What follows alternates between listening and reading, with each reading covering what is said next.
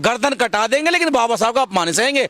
और अमित शाह एक बार नहीं 1000 बार झुकेगा, संविधान को एक बार नहीं 1000 बार चूमेगा। समय आने दो। और जिनको सुरक्षा जाना है, अमित शाह पूरी मंडली को लेकर के सुरक्षा चले जाएं। संविधान को धोखा दे रहे हैं, बाबा साहब को धोखा दे रहे हैं। एससी के नाम पर भेड़िए हैं, दोगले हैं, दोहरा चेहरा है इनका।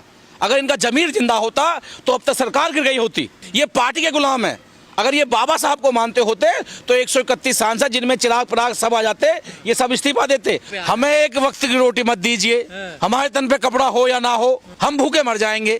लेकिन अगर बाबा साहब के मान सम्मान पे किसी ने अगर कुटाराघात किया, हमला किया, तो गर्दन कटा देंगे, उसका बदला लेकर रहेंगे। देश में रोष है और बाबा साहब को भारत नहीं पूरी दुनिया मानती है। रही बात माफी की, तो माफी छोड़ी तो नाक भी रगड़ेंगे और रगड़नी पड़ेगी। बस थोड़ा समय लगेगा, क्योंकि इसलिए लगेगा अभी इनको लग रहा है कोई चुनाव नहीं है। लेकिन जो बाबा साहब को मानने वाले लोग हैं वो आंदोलन से तो इनका अहंकार तोड़ रहे हैं और सत्ता को तोड़ेंगे जब चुनाव आएगा। तो एक बार नहीं 1000 बार माफी मांगेंगे। और रही बात जो उन्होंने अम्बेडकर कह करके जो बाबा साहब को अपमानित किया, मेरा सवाल है इस देश के गृह मंत्री कि अमित शाह जी, आपकी आने वाली 7 पीढ़ियां, 7000 पीढ़ियां लगकर भी अगर बाबा साहब को चुनौती देंगी तो वो रोक नहीं पाएंगी। बाबा साहब तो वो दौर है जिसकी शुरुआत हुई है और आज नहीं तो कल, कल नहीं तो परसों आने वाले समय परम पूज्य बाबा साहब डॉक्टर भीमराव अम्बेडकर जी का होगा। जो बाबा साहब ने कहा था, चाहे वो कांग्रेस हो या बीजेपी, 20वीं सदी उनकी है, 21वीं सदी अम्बेडकर को मानने वालों की होगी और वो शुरुआत हो चुकी है। आज देखिए अमित शाह ने बयान दिया और चंद घंटों बाद ही प्रेस कॉन्फ्रेंस करनी पड़ी और विपक्ष के लोग बाबा साहब की जय जयकार कर रहे हैं, सत्ता पक्ष के लोग बाबा साहब की जय जयकार कर रहे हैं। दोनों सत्ता और विपक्ष के लोग सदन में लड़ रहे हैं, बाबा साहब हमारे, बाबा साहब हमारे। और तब की ये दोनों बाबा साहब को एक भरी आंख से नहीं देखते, इनकी आंखों में बाबा साहब खटकते हैं। लेकिन आज इनकी मजबूरी क्या है? आज की जो विचारधारा थी उसकी जीत है ये। मैं बिल्कुल कहूंगा कि आज कम से कम इस नौबत पे तो आए कांग्रेस और बीजेपी वाले जो बाबा साहब के लिए कटआउट लेकर लड़ रहे हैं। सांसद आपस में घुसड़ बजा रहे हैं, कोई आईसीयू में भर्ती है तो कोई कहां भर्ती है। तो ये बाबा साहब की देन है। हालांकि ये दुर्भाग्य है इस देश का। कहा उन्होंने, यही तो कहा। नहीं, गलत तो कहा ही है। भगवान का नाम नहीं, लिहाजा क्या है? आप ऐसे अपमानित करोगे? आप परम पूज्य बाबा साहब डॉक्टर भीमराव अम्बेडकर जी का नाम लेते, आपने कहा कि एक फैशन बन गया अम्बेडकर अम्बेडकर। मैं कहता हूं ये फैशन नहीं है, दौर है, ये महादौर है बाबा साहब का।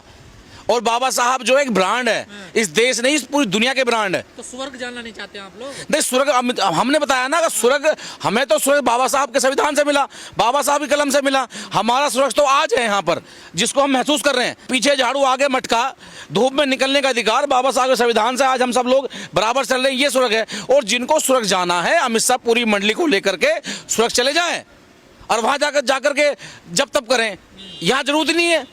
कह रहे आप लोगों ने मुद्दा बना दिया बेवजह। नहीं, मुद्दा थोड़ना है, ये हमारे अधिकार की बात है। हमारे भगवान, हमारे ईश्वर को अपमानित करने का काम किया, ये मुद्दा नहीं है, ये हमारे अधिकार है। मीडिया ने तोड़ मरोड़ कर उसको बाइट को चलाया गया। कौन सी आरोप है अमित शाह जी? ये कौन सी मीडिया? दुर्भाग्य से तो मीडिया ने दिखाया है, अन्य मीडिया भी अमित शाह जी की है, मोदी जी की है। वो कह रहे हैं हम तो सपनों में भी नहीं सोच सकते ऐसा बाबा साहब का अपमान करना। हमने उनके तीर्थ स्थल बनवाए हैं। देखिए, जिस तीर्थ स्थल की ये बात कर रहे हैं, वो जो बनवाए हैं वो इन्होंने थोड़ा बनवाए, वो तो भारतीय संविधान से बने। ये खुद भारतीय संविधान से बने गृह मंत्री और प्रधानमंत्री, तो इनका अधिकार नहीं बनता। 100% में जो बाबा साहब का होना चाहिए था विकास, उसमें 2% करके ये बात कर रहे हैं कि जो शाह ने सोचा होगा कि इतना बड़ा आंदोलन हो जाएगा पूरे। विनाश काले विपरीत बुद्धि। जब अशिक्षित लोग पार्लियामेंट में जाएंगे, ना उन्हें लिहाजा है बात करने का और ना उन्हें महापुरुषों का नाम लेना आता है। और ये कोई आज का वाक्य नहीं है। इनके प्रधानमंत्री भी कई बार जो है अजीब अजीब नारे देते हैं। आपने देखा होगा कि बेटी पढ़ाओ बेटी का जो वो फिसल जाती है ना, देखिए कितनी बार फिसलेगी। इस बार सरकार फिसल जाएगी 29 में। तो ये अमित शाह जी की जबान फिसली है या उनके मन में था ये बात? ये मन की बात जुबान पे आई है। और ये अम्बेडकरवादी लोग हैं साहब, ये किसी जाति मजहब में नहीं आते। अगर इनको लगता है कि बाबा साहब सिर्फ एससी कम्युनिटी के हैं या खास करके जो है जो चमार जाटवों के हैं, तो ये इनकी मूर्खता है। बाबा साहब तो हर समाज के हैं। साहब भी तो बाबा साहब को मानते हो, वो भी तो अम्बेडकरवादी है। तो ऐसी मन में कुटारता क्यों? बताओ जरा। जो इंसान के मन में होता है ना, जहन में होता है, वो कभी शब्दों में निकल जाता है। और वो निकला कहाँ निकला? उनको तो उसको नहीं, उसको कह रहे वो अम्बेडकरवादी थोड़ा तो सीधा कांग्रेस से बात करते ना, गांधी पे बात करते, राहुल गांधी पे करते, इंदिरा गांधी जी पे बात करते, जवाहरलाल नेहरू पे बात करते। बाबा साहब का उदाहरण क्यों? भाई अगर कांग्रेस से बात करनी है, तमाम उनके 8-10 कांग्रेस बाबा साहब को लेकर चल रही है ना आजकल, देखिए संविधान बचा, कांग्रेस ठेकेदार नहीं है, आरक्षण दिलाने, कांग्रेस ठेकेदार नहीं है।